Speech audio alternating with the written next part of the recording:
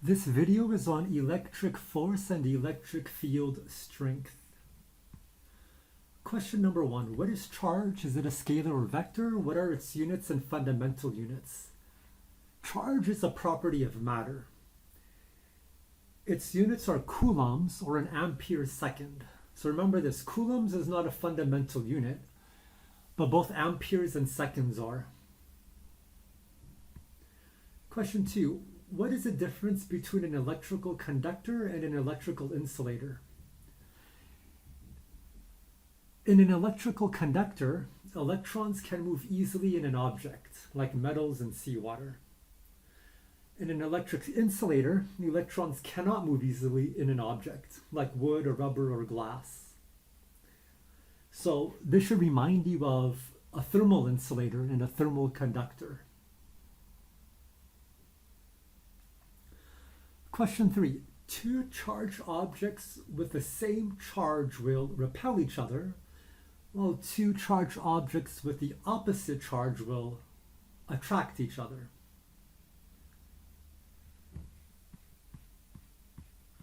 Question 4. State the charge in coulombs of each particle. A neutron has 0 charge of 0 coulombs. A proton has a charge of 1.6 times 10 to the minus 19 coulombs.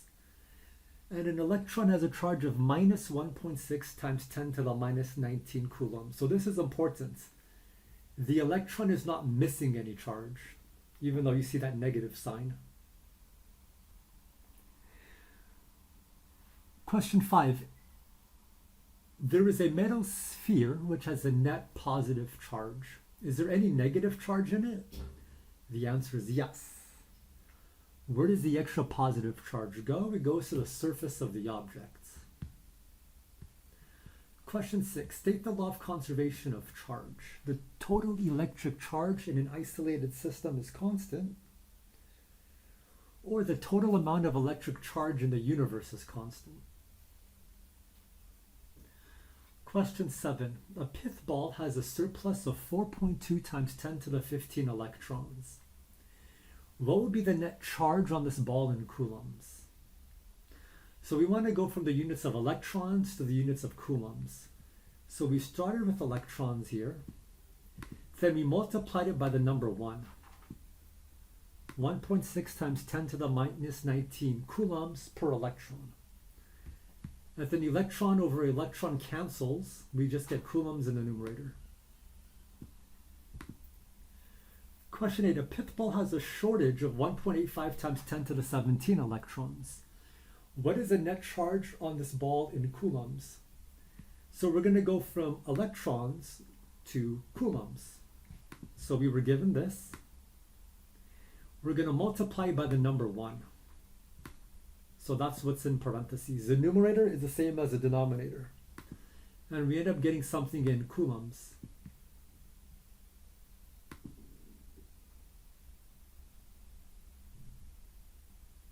So number 7, there's a mistake. This should be a minus sign. Okay? Negative charge.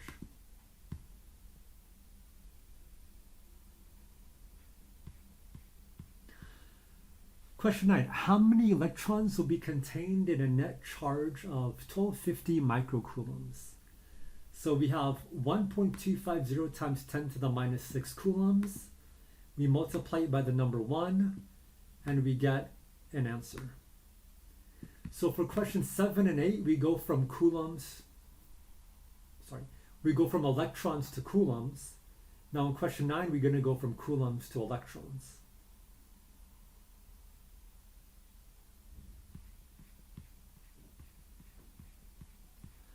Question 10. A pith ball which has a residual charge of minus 38 microcoulombs is brought into contact with a second identical pith ball, which is initially neutral, allowing charge to flow between them. These two balls are then separated. What will be the final residual charge on each pith ball? Well, if they're identical pith ball, that means they have the same surface area. And since each electron wants to go as far away from each other as possible, each pith ball is going to have a charge of minus 18 microcoulombs. That's a net charge. Part B, how many extra electrons will be present on each ball after they have been separated? So we're going to go from coulombs to electrons.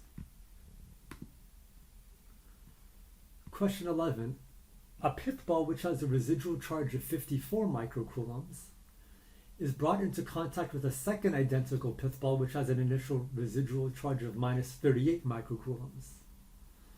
What would be the final residual charge on each pith ball after they have been separated? Well, it's an identical pith ball, so they have the same surface area. And this extra charge wants to be as far away from each other as possible. So what's 54 minus 38? It's 16. And 16 divided by 2 is 8. So each pith ball will have a charge of 8 microcoulombs. Since the excess or extra positive charge wants to move as far away from each other as possible.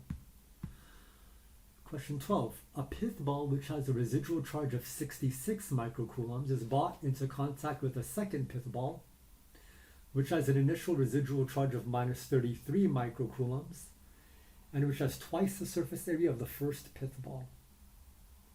What would be the final residual charge on each pith ball after they have been separated? Okay. So one pith ball has twice the surface area of the other. That means that one pith ball is going to get twice as much excess charge. Because remember, the extra charge wants to be as far away from each other as possible. So 66 minus 33 is plus 33. 33 times 2/3 is 22. And 33 times 1/3 is 11. So one pith ball is going to get plus 22 microcoulombs. And the other pith ball is going to get plus 11 microcoulombs.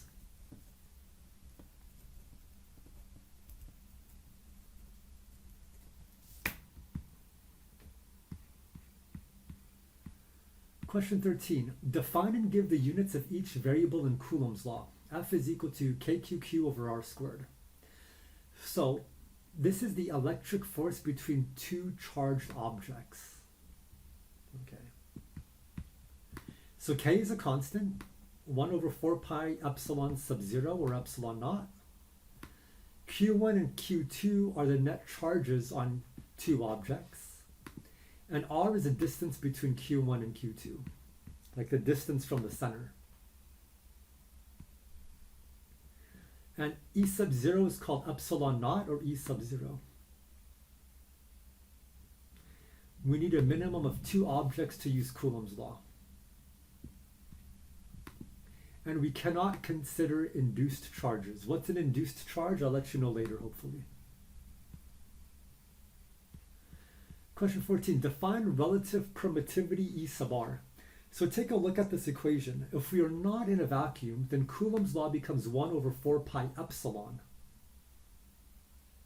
sub r. This should be E sub r. Where E sub r is a it should be 1 over 4 pi epsilon. Where epsilon sub r is E over E sub 0. So E sub r is greater than or equal to 1 since epsilon is greater than epsilon naught or epsilon sub 0.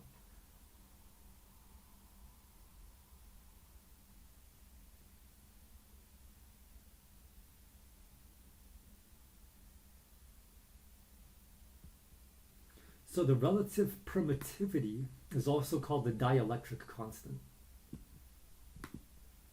And remember, this equation looks similar to what we learned about law of refraction in Snell's law. And here are some common dielectric constants for dielectric materials.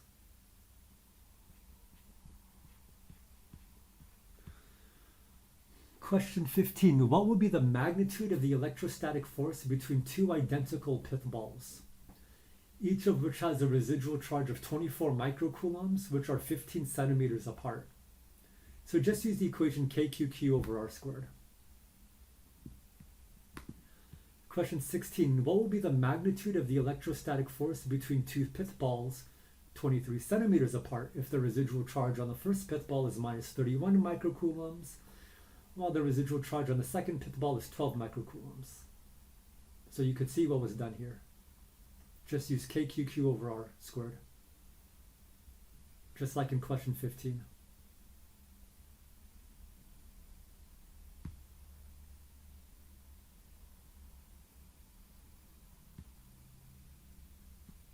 Question 17. What would be the electrostatic force between a proton and an electron when they are placed 0.5 angstroms apart?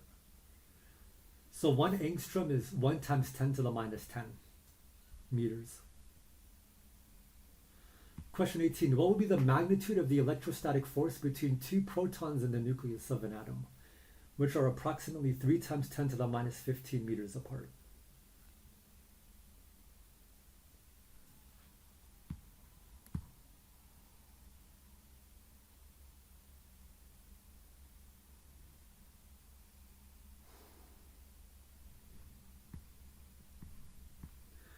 Question 19. Use Coulomb's law to determine the electric force on a point charge. Part A. Q1 and Q2 are fixed. Find the force on Q3. So Q1 and Q2 are not moving. What's going to happen to Q3? Well, Q1 is positive. Q3 is positive. So Q1 is going to push Q3 to the right. Q2 is negative, Q3 is positive. So Q2 is going to pull Q3 to the left. So remember, circle the object, label the forces, put an X and Y axis, and use Newton's second law. So I circled Q3. I labeled the forces. Q1 pushes Q3 to the right, Q2 pulls Q3 to the left. And I drew an axis. I said positive X is to the right. X equals 0 is where Q3 is. Now I'm going to use Newton's second law to determine the net force. So there's only one dimension, a line. So we're only going to use it once. Sigma F sub X equals MA. And I have this equation. We have two forces. You see, Q1 pushes Q3 to the right. That's why there's a positive sign. Q2 pulls Q3 to the left, that's why there's a negative sign. And now we get this. And now we just plug in everything and we get this as an answer. Now the negative sign means that the force is to the left. Notice here, over here, what I highlighted. I did not write down the sign for charge because it's not needed. So I didn't write down negative charge.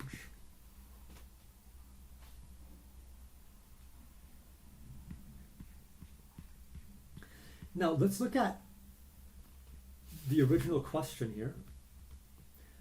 Q1 and Q3 are fixed. Find the force on Q2. So Q1 and Q3 are not moving. Q1 is positive, Q2 is negative. So Q1 is going to pull Q2 to the left. Q3 is positive, Q2 is negative. So Q3 pulls Q2 to the right. So we get this. So let's find the net force on Q2. Circle the object, label the forces, draw an X and Y axis, use Newton's second law of motion. So that's exactly what I did. Okay. So sigma F sub X is equal to minus force of Q1 on Q2 plus force of Q3 on Q2. There's a minus sign here because Q1 pulls Q2 to the left. There's a plus sign here because Q3 pulls Q2 to the right. So we get this. And then we get this by substitution, or by factoring. And putting everything in, we get this as our solution.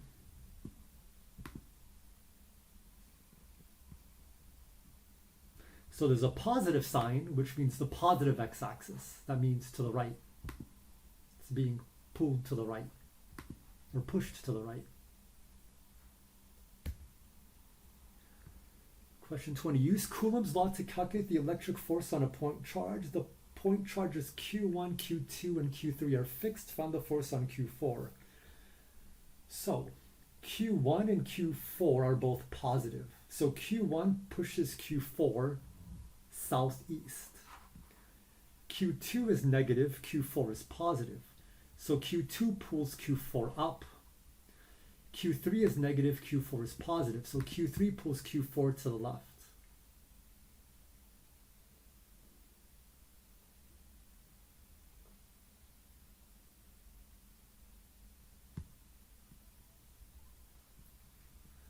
So this is in 2 dimensions. So circle the object, label the forces, put an X and Y axis, and use Newton's second law for the x-axis and the y-axis. So you could see Q1 pushes Q4 southeast, Q2 pulls Q4 north, and Q3 pulls Q4 west.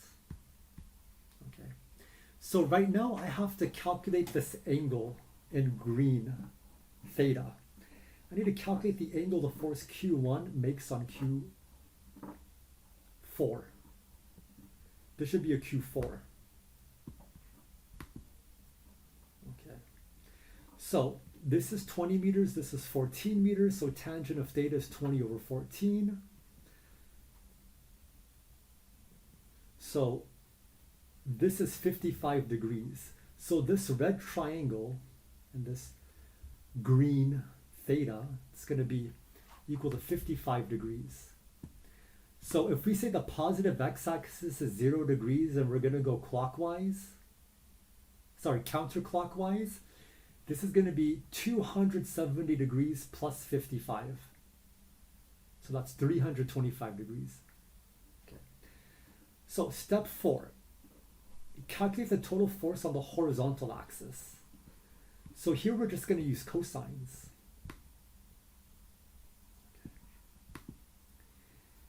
And we end up getting this value for our force on the x-axis.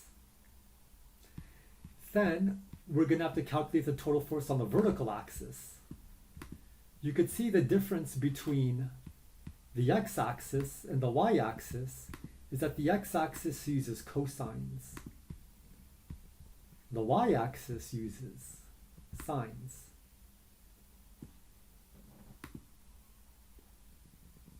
And this is what we get for f sub y. So you have f sub x and f sub y. It makes a right triangle. This is the magnitude. And now we have to find the direction. So f sub x is positive. F sub y is positive. So we're going to have to get a theta. And that's going to be 61.6 degrees. So this image is not correct because, once again, f sub x is positive, so draw an arrow going to the right. F sub y is positive, draw an arrow going up. And we're going to find the magnitude here, which is the hypotenuse. And what's theta? It's this.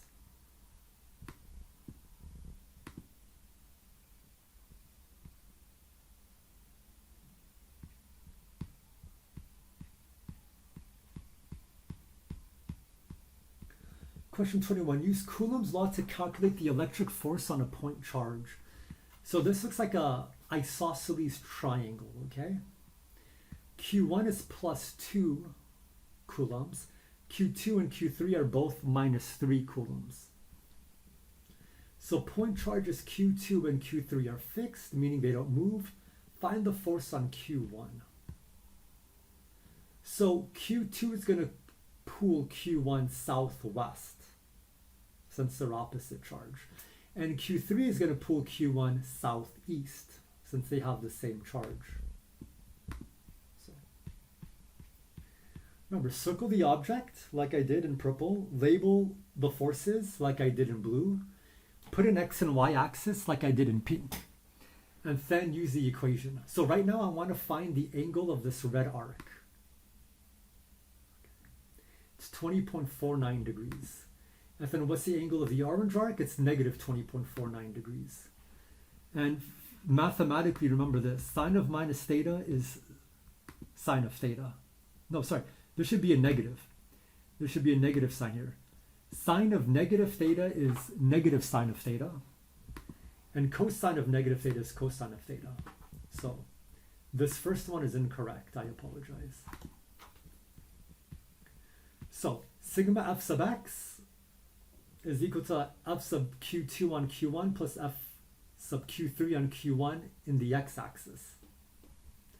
And you can see the x-axis here is straight down. So this is the magnitude going down. What's sigma f sub y? It's 0, and that should make sense because q3 pulls q1 to the left, q3 pulls q1 to the right with the same magnitude on the y direction.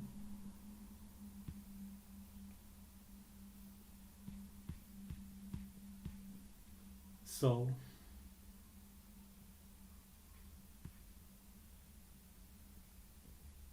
this is just the computer going funny. I apologize.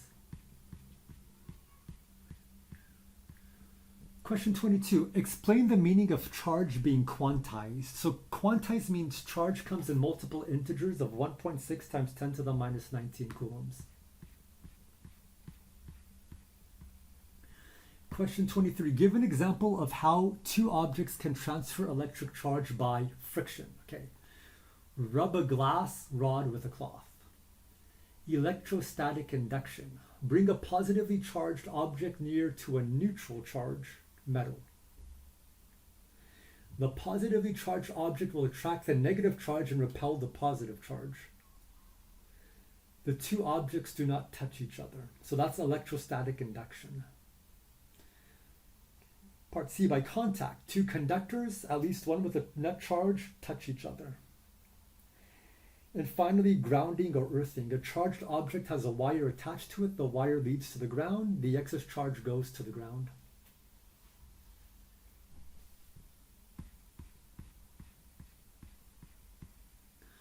Question 24. Define electric field strength. E is equal to F over Q equals K over Q over R squared. What is the minimum number of objects required to use the equation for electric field strength? Electric field strength is electric force per unit charge, has units of newtons over coulombs. And these are the fundamental units. And we need a minimum of one object to use the electric field strength equation. So imagine we have a positive charged object here. You see that circle? People would ask, what's the electric field strength at point 1? What's the electric field strength at point 2? So we could compare these two equations, electric field strength and gravitational field strength. They both look very similar. There's a constant K and G. There's a 1 over R squared. They look similar mathematically. This is something you need to memorize. Draw a graph of electric field versus distance of a positively charged object of a positively charged solid conducting sphere. So, if this is conducting, then the electric field inside is 0. Then outside is goes down as 1 over R squared. Why? Because electric field is KQ over R squared. Okay.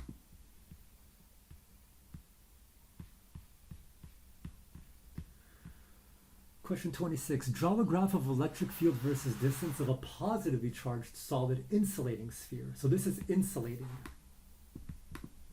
25 was conducting. So for an insulating sphere, it's going to look like this.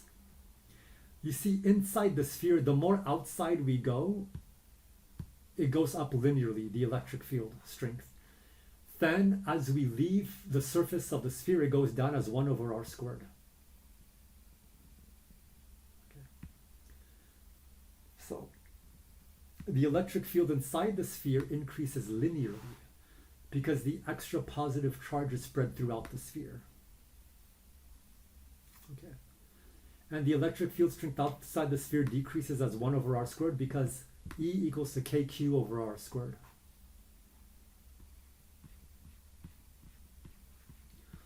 Question 27. What will be the strength of the electric field at a point in space where a 5 microcoulomb charge feels an electric force of 0.0450 newtons. Well, they gave us Q and they gave us F, so we could solve for E. Question 28, a charge of 8.5 microcoulombs is placed in a uniform electric field which has an intensity of 8 times 10 to the 3 newtons over coulombs. What will be the magnitude of the resulting force? Remember, F equals QE. Question 29, a proton is placed in a uniform electric field which has an intensity of 6.5 times 10 to the 5 newtons over coulombs. Part A, what will be the magnitude of the resulting electrostatic force? Remember, F equals QE. Part B, what will be the resulting acceleration of the proton as a result of this field? So A is equal to F over M. So we were given Q and we were given E. So we could solve for F. And F equals MA. So that's how we got this.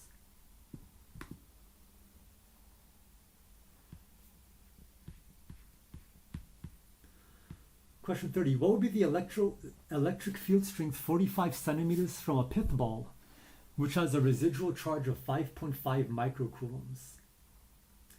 So we're given R, and we're given Q. And we know K is a constant.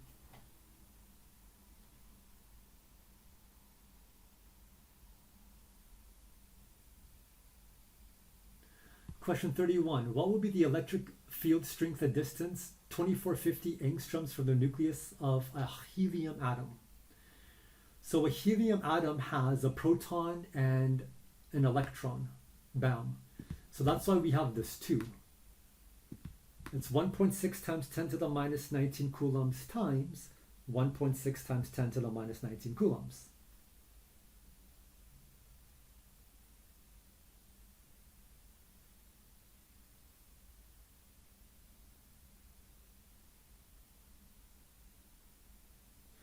Part B, a carbon atom. Remember, a carbon atom has 6 protons. So that's why there's a 6 here.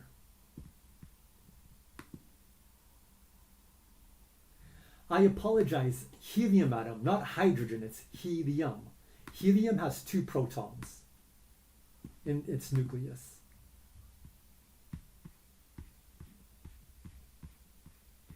Question 32. A small pith ball which has a mass of 0.056 grams and contains a residual charge of 5 microcoulombs is sitting in a vertically oriented electric field as shown below. The force of gravity acting downward on this ball is exactly balanced by the electric field directed upward. Part A, what will be the gravitational force acting on the pith ball? So it says gravitational force, so F equals mg. X downwards. Part B, what will be the magnitude of the electrostatic force acting on the pith ball? Well, it's sitting.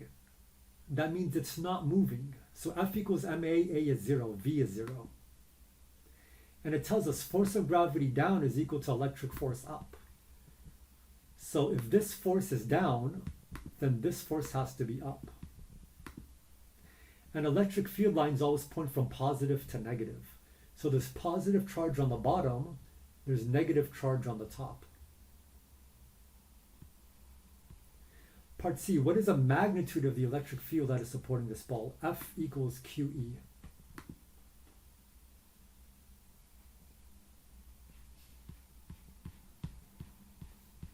Question 33, determine the magnitude and direction of the electric field at point X. So what's the electric field here at point X? Well, we have the charge of A and the charge of B. Let's say the positive X direction is to the right. And point X is the location of a positive test charge. Okay, it's a test charge. So if A is negative and at point X is a positive charge, A is going to pull this positive charge to the left. And if B has a positive charge, and at point X there's a test charge that's positive, B pushes X to the left. So that's why this has this equation here, and there's two minus signs.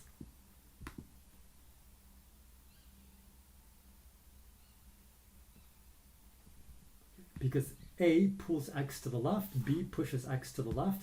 Because x, there's a positive test charge. Question 34, determine the magnitude and direction of the electric field at point x. Okay, so remember, x is going to have a test charge that's positive. Okay, so A is negative. So A pulls x to the left, and B is positive. So B pushes x to the right. So we're going to use this equation here. Once again, A pulls x to the left, and B pushes x to the right. And notice this distance is 0.21 meters, because that's the distance from A to x. Question 35, determine the magnitude and direction of the electric field at point x. Okay, so this is in 2 dimensions now. So now we got to do that x-axis, y-axis thing, okay? So we're going to put a test charge here that's positive at point x. Now, if A is positive, it's going to push x southeast, which we have in red. And if B is negative, it's going to pull this test charge that's positive to the west. So, what's this theta here? Okay, that's what we should figure out. We need to find this length from A to x. Using geometry or trigonometry, we're going to find that out.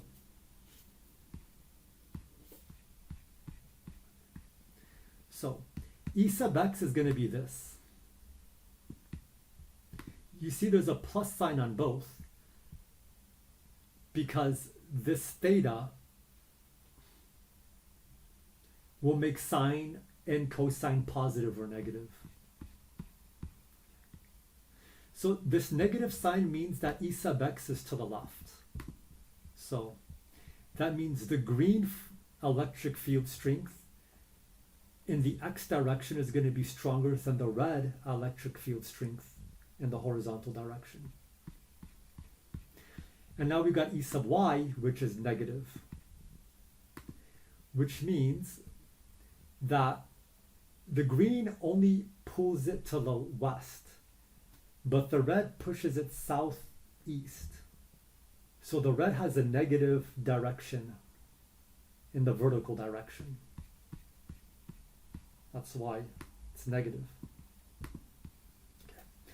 So we're going to find E, and now we could find theta.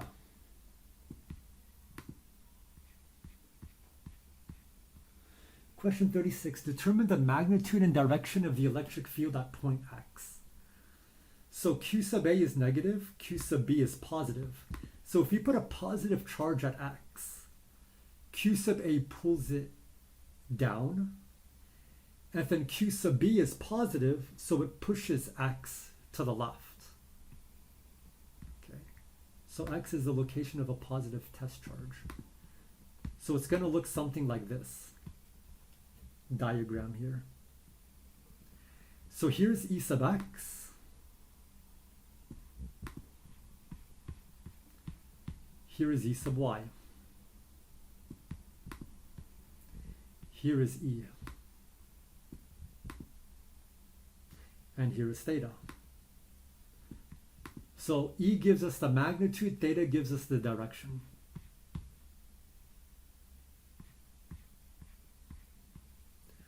Question 37, determine the magnitude and direction of the electric field at point x.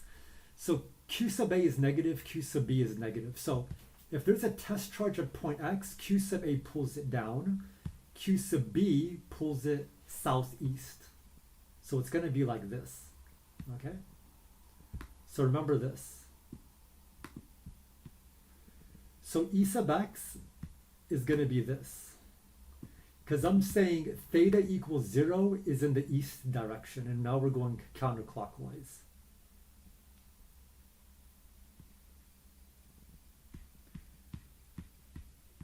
And E sub y is this.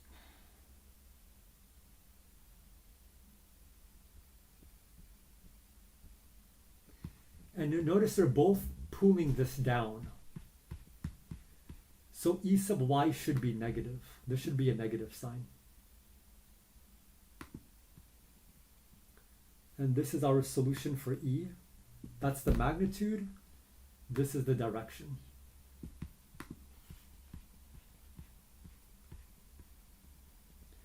Question 34. Two pith balls, each of which is suspended from the end of a piece of very thin thread, are attached to a common point of suspension. Each pith ball has a mass of 0.130 grams, and each piece of thread is 12 centimeters long. Each of the two pith balls is given a net charge, and as a result, the two pith balls repel one another until the angle between a pith ball and the vertical increases to 16 degrees.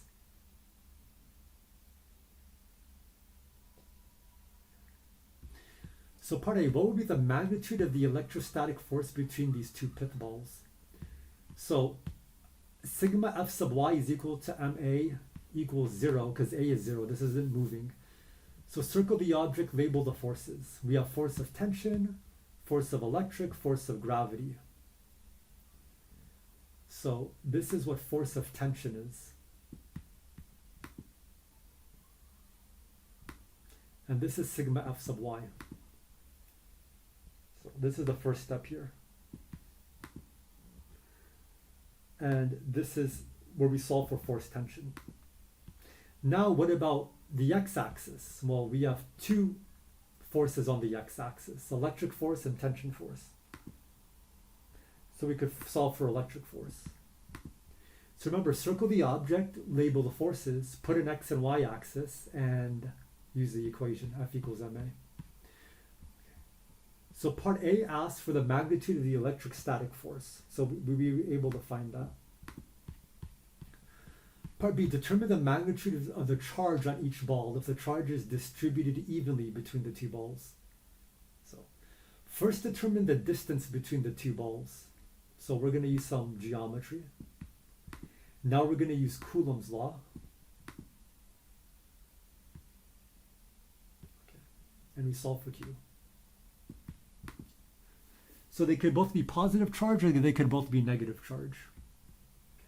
Part C, assuming that this charge is negative, how many excess electrons will be found on each ball? So now they're telling us it's a negative charge.